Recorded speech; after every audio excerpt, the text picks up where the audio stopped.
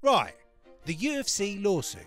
Buckle up, because pay-per-views are about to be $5,000 a pop, and Dana's wife is in for some rough evenings. So the UFC are in an antitrust lawsuit with ex-fighters. Apparently, they've engaged in monopolistic practices. Who'd have thought it? The old cotton farm owner himself. Allegedly, they've been suppressing fighters' earnings and having overly restrictive fighter contracts. When you think that all of this is going on right now, how big of a deal it is, and all of its repercussions on the sport and the UFC, isn't it weird that not a single one of these reporters at all of the press conferences have asked even a remotely related question?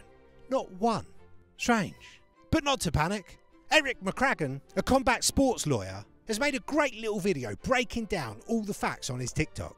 I'll play the video in full and then go over what this means for the UFC, the fighters and the sport in general. It's only a couple of minutes long. I'll see you on the other side. The UFC antitrust settlement just crumbled.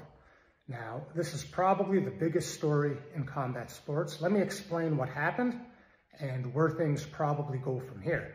So real quick background, a handful of fighters sued the UFC, arguing essentially that they're an illegal monopoly, that they maintain their position of power through a series of unlawful practices, most notably dirty contract practices.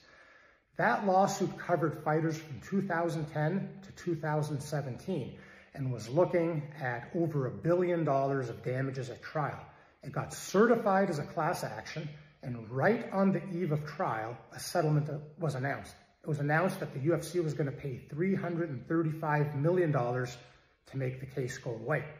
But that settlement was going to also cover a second case called Johnson that was looking to represent fighters from 2017 until the present day. And those fighters were suing not just for money, but also for contractual changes, trying to shake things up so current fighters aren't going to be under the oppressive landscape that past fighters have been under. Now, because this is a class action lawsuit, the parties can't just settle. A court has oversight over the settlement process and has to make sure it's going to be fair to the thousands of fighters who are going to be impacted by it. And last night, the federal judge overseeing the case said, no, this deal's not good enough. And the court's going to give reasons in detail about why it's not good enough, but essentially, the court thinks the fighters deserve more money, and the court thinks the fighters deserve far more significant contract changes than what was offered in this deal. So things are rejected now. So here's what it means. There's basically three options. Number one, the parties might appeal.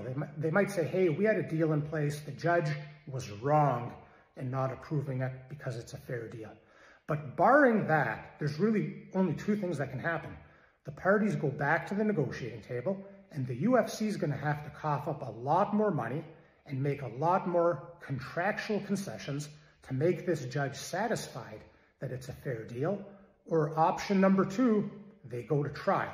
Now at trial, the fighters might be awarded billions of dollars in damages, and whatever's awarded, I think their upward estimate is about $1.5 billion. If they win, that number gets tripled.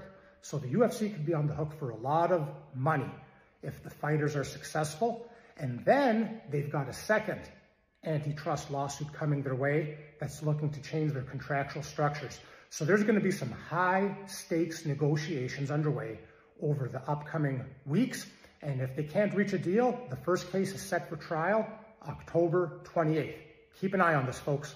Sounds like soon the fighters might end up earning enough to afford the fucking pay-per-view prices. Okay, so just to note, the UFC is worth around $11 billion currently. So if they had to pay what that geezer was saying in the worst case scenario, it'd be about a third of their value. But don't forget, they're now owned by Disney. Just think, all you had to do, Dana, was just pay him a little bit more, and it all would have gone away. But no. And here we are. Imagine how rotten the truth is if the judge actually stepped in and said, no, that's not good enough. It's crazy. Here's what Dana had to say about it. John Jones was the best ever. Ever. And when I say ever, I mean in any combat sport. Never mind. We'll skip that bit. So what could all of this mean?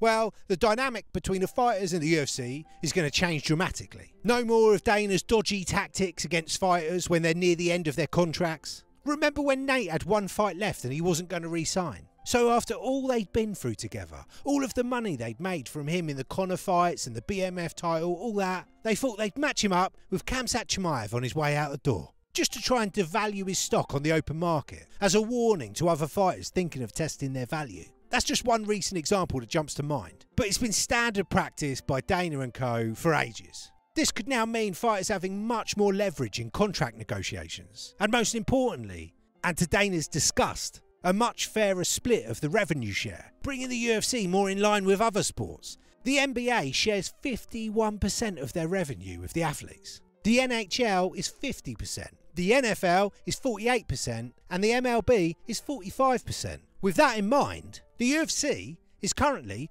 13 to 14.5%.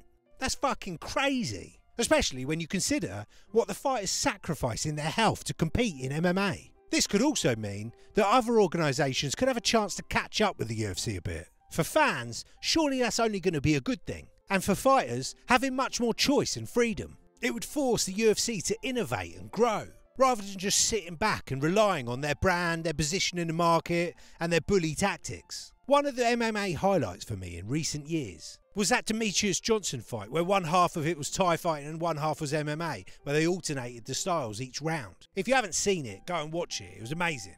Wouldn't it be cool if we got more shit like that going on? On the downside for the fans, if fighters get paid considerably more, it might result in them fighting less. But I know we'd all rather that and know that they're not getting fucked. If the UFC go to court and they lose, things will change. Dana and co aren't just going to think, well, that was fun making shitloads of money. Let's just keep doing the exact same thing and now not make half as much. There will be less events. In my opinion, less events but better quality matchups could be an improvement. But we're just going to have to see how this all plays out. I think a payout is great for the older fighters, but I'm more interested in the changes that can be made for the current and future fighters. Now don't forget, Uncle Dana is mostly safe. He's no longer an owner of the UFC.